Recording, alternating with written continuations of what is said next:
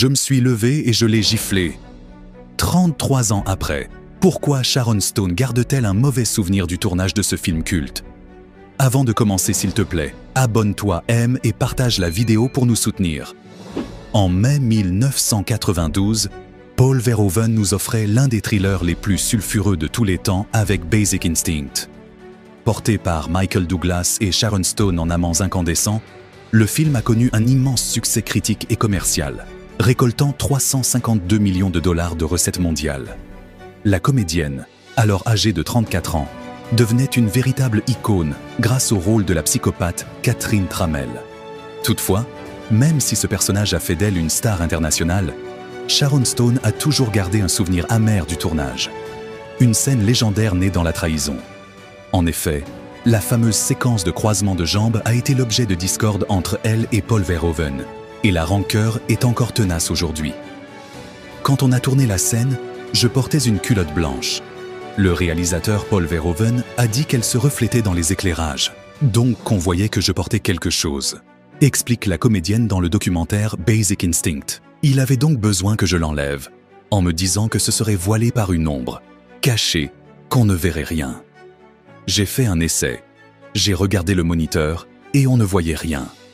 J'ai pris mon cache-sexe, je l'ai mis dans la poche de sa chemise et je lui ai dit « Je te fais confiance », poursuit Sharon Stone. Le problème, c'est que Paul Verhoeven a trompé l'actrice en lui promettant qu'on ne verrait rien, gardant la séquence sans cache-sexe au montage. Quand la comédienne découvre le film terminé avant de se rendre au Festival de Cannes, c'est le choc.